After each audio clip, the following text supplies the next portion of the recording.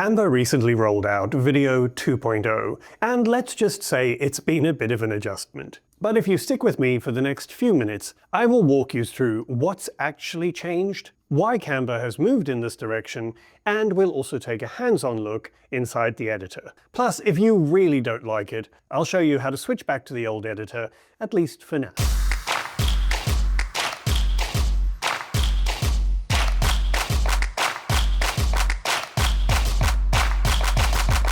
Before we dive in, let's talk bigger picture. The old Canva video editor was essentially built on a sequence of pages. Even though we had a timeline view that we could choose, it was still basically like editing a presentation. And if you wanted elements to flow across multiple pages or the whole video, you had to copy and paste them onto all of the pages. Match and Move gave us a way of kind of faking continuity and creating some really cool movement, but it was still fundamentally page-based editing. Video 2.0 changes that completely. Canva has rebuilt the editor, so it works more like tools that you're probably already familiar with from social video editing, like CapCut or Instagram edits, that sort of thing. The main difference is this. You're now working with one continuous timeline with layers that you can stack, extend, rearrange, and animate independently. Overall, Canva has tried to give us more control, better layering,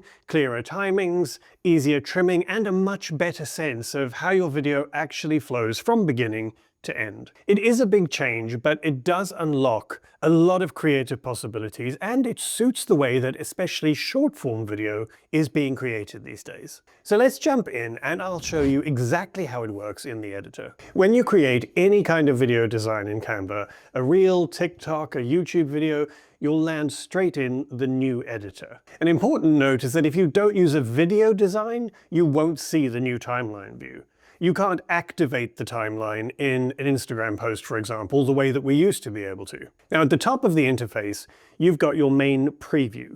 That's your canvas, where you see what your video is actually going to look like. Below that is your timeline, and this is where everything comes together, literally. So your main clips run in a horizontal sequence at the bottom, with room above for overlays, text and additional layers, and audio tracks go below it. Now on the left you've still got your usual Canva panel with templates, uploads, elements, tools, brand kit and so on. And you can not only zoom in on your timeline with the old thumbnails zoom controls, you can also grab the divider between the preview and the timeline and slide it up to give yourself more space when you're working with multiple layers, and it's really handy when it starts to get a little busy. As I mentioned, in the timeline itself, the larger bottom track is essentially your base layer or background. So let's start by adding a couple of clips there. You can upload your own, or you can grab something from Canva's library. Now, if you click a clip that's in a library or folder,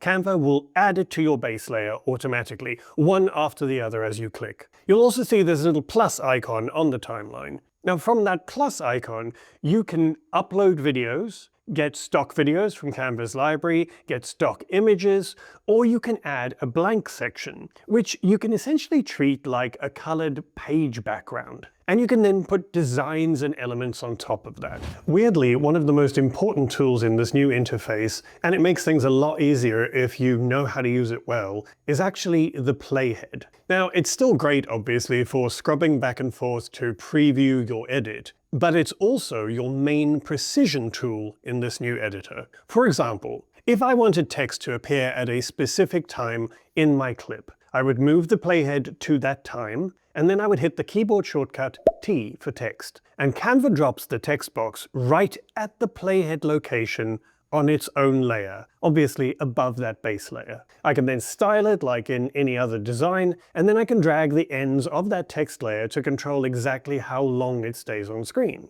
The same thing with other elements in media. They can all sit on layers above the base track. If they happen to overlap in time, they'll automatically stack onto different rows in the timeline. One really important thing to remember: if you just click on an element or media from the side panel, Canva will usually try to add it to the base layer. If you want it as an overlay or another layer at a specific point in time, you should drag it from that side onto the timeline. Dragging it drops it at the playhead location on its own layer. It takes a little getting used to remember this, but once it clicks, it's a much neater way of building out that timeline. And the lovely part is, we can finally stretch elements or text boxes across the entire video. Plus, if you delete a clip from that base layer, the other elements above it will stay in place in your timeline. Now, if you've watched my previous tutorials, you'll know I always encouraged using the Layers panel, and now that habit pays off even more. Layering in a video timeline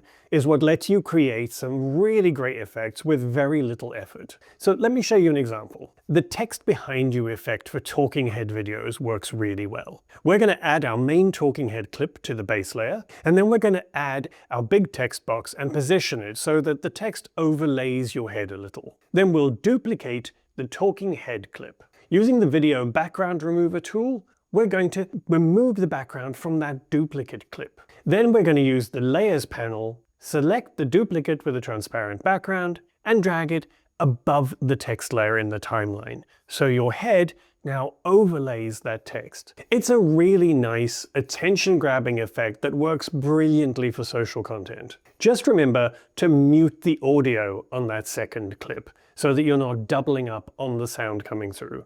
And we'll come back to audio in a moment. Now, a quick note here. Sometimes the preview of multiple layers of the same clip, especially when you've used background remover, looks like it goes a little out of sync. It's kind of annoying, but so far I've noticed that it only shows in the preview. The final export is absolutely fine. So if anything looks odd while you're editing and they look a bit out of sync, do a quick test export before you panic and rearrange things. And hopefully it's something that Canva will sort out soon. Next up, let's talk about actually editing your video clips themselves. If you want to cut a clip or an element at a specific point, maybe to remove a section or split it into two sections, you just move your playhead to the point where you want to split it, and then you can either press S on your keyboard or click the split button in the contextual toolbar that appears when you select a clip. Canva cuts it exactly at the playhead point. You can then delete what you don't need or rearrange the pieces. If you want to shorten a clip, as before, you can drag the edges of the clip on the timeline. Drag on the left edge to trim the beginning and drag the right edge to trim the end. We have lost the old dedicated trim window in the contextual toolbar, which I personally miss. However, if you select a clip and you go to Edit, you still have access to the Highlights tool in the left panel, which can automatically pick the best section of that longer clip for you. And snapping is also very helpful here. When you move or trim clips, you'll find a kind of magnetic pull as they snap to other clips or cuts. And that's really helpful to line everything up neatly without any tiny gaps or overlaps or dead air in your video. Now, I know you've heard me say many times how audio can completely change how your video feels, and audio is another big part of this update. To add music, you can click the Add Audio button under your main timeline, and then browse Canva's audio library, or you can upload your own audio. Now, I tend to use a library called Upbeat, which I really love. I'll drop a link in the description because they're really good. They've got a great selection. You get a few free downloads, and they're also really affordable if you do want to pay for music because you use a lot of it. Now, once you've got your audio track uploaded, you can just drag it onto the audio layer underneath your bass track. And from there you can trim it, adjust the volume, fade in and out, all using those contextual controls that we've already had for a while. All the usual stuff is there, and it's accessible as soon as you click on that track. It's also now super easy to add your own voiceover. All you do is click on Audio, which is the app, and you can search the app library if you don't have it visible already, and then you choose Record Voiceover. Canva opens up a handy little recording panel. You can choose your microphone and then just hit record. And you can even pause and resume the recording as you need to. And then when you're done, your voice track drops straight onto the timeline, again at the playhead position. So make sure your playhead is where you want the narration to begin before you hit record. It's really perfect for tutorials, explainer videos, even course content. And it works great over multiple B-roll clips, especially for social. If your video has spoken audio in it, you can of course still quickly add captions by heading to the text tools in the left-hand panel and choosing captions under dynamic text. There are the same options here that we've had for a while, but I'll go into those in a separate video. One thing I would suggest though is that you add captions at the end of your editing process, so the changes you make to everything else don't affect the captions track at all. One thing to note, currently you can't create captions for an audio file in Canva. If you do have a voiceover file, you can't add captions for that. But one way around that is to just export that part of your clip with the voiceover as a video file, and then swap it into your full edit. Canva also now has screen recording built in. You can record your screen, optionally include your camera, and you can then use that footage in your video that you're editing as well. It's great for walkthroughs, demos, course materials, things like that. And actually, if you'd like a full in-depth tutorial on Canva screen recording, please let me know in the comments and I'll create one of those. Also, while I have you, I am really excited to announce my first ever Black Friday offer, running for 4 days after this video's published date. If you head to the link on the screen right now or in the description below the video and join Canva OS before the 1st of December 2025, you will get 50% off the current course price, immediate access to the full current course, and automatic access to Canva OS 3.0 when it launches in January. 3.0 is a full rebuild, fully updated to reflect all the recent Canva changes, including this new video editor. It's also designed to be way more practical and more effective. So if you have ever wanted to join Canva OS, this is genuinely the best discount I'm ever going to be able to offer. So now is the time. Right, let's look at a few final tools that can make your edit feel a little more polished. Transitions can only be added between clips on the main timeline track. As before, you just hover between the two clips until you see the little plus icon appear. You click it and you can pick your transition style. And then you can just adjust the timings to suit your edit. If you're zoomed out too far on the timeline, just so you know, that tiny plus icon can sometimes look like it doesn't pop up. So just use that thumbnail zoom to zoom in until it's easier to see. To change the speed of a clip, you can just select any clip and then click Edit in the contextual menu at the top. That will give you options to adjust the playback speed from slow motion all the way up to double speed, which is really great for B-roll, for big scenic shots, time lapses, or for just tightening up a demo section when you're recording a voiceover. Animations work much like they did before. You can click on any element or clip in any layer and then choose Animate,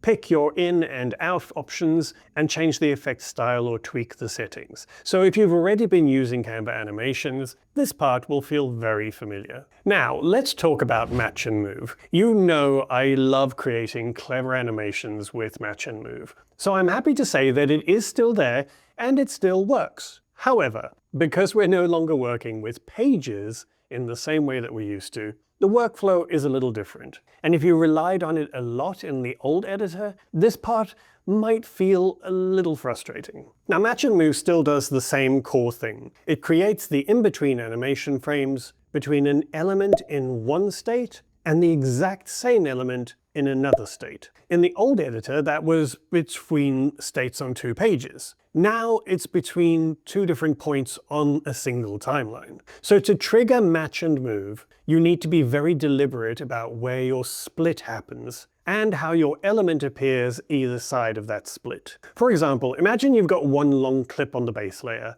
and you have a text box above it. At a particular point, say the 10-second mark, you want the text to move from the left to the right of the screen and to get smaller. You'll need to create a split point where that animation is required. To do that, I will position my playhead exactly where I want it, and then, to ensure I don't mess up any positioning on the timeline, I will open my Layers panel, first select the video layer and split it at the playhead, and then select the text layer and split it at exactly the same place. Then I will select the second text box that we've now created and reposition and resize that. And then lastly, we apply the Match and Move transition between the two parts of that base layer that we've just created with the split. It is a little more fiddly than before, and in some cases, we may not be able to do exactly what we did with Match and Move. But it's still incredibly useful. It just needs a bit more experimentation and finessing than it used to.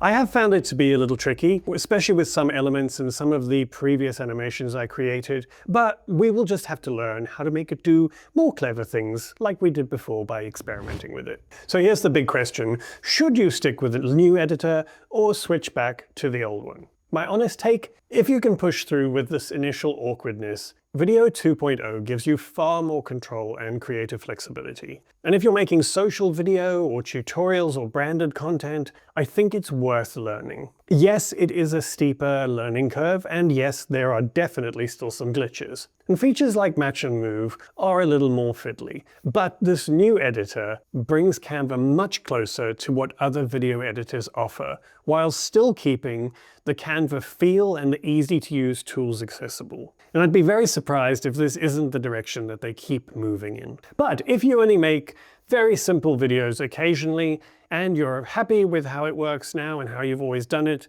the old editor might be totally fine for you. Now, to do that, you would just go to your Canva homepage, go to your account and settings, and then just scroll down and you should see a toggle to disable the new multi-track video editor. There is no shame in sticking with what works. I am all about doing what makes your day-to-day workflow easier. So there you go, your intro tour of Canva Video 2.0. It does feel like a big jump at first, but like anything in Canva, really your best way to get comfortable with it is to just experiment and have some fun with it. And of course, if you really want to level up your Canva skills and learn how to use this editor fully, and you're watching this before the 1st of December 2025, definitely check out my first ever 50% Black Friday offer on my Canva OS course. And of course, as I mentioned, you get full current Canva OS course access at half price and automatically get access to Canva 3.0 when it goes live in January at no extra cost. The link's on the screen right now and in the description below the video. That's it, folks. Have a fabulous week and look after yourselves.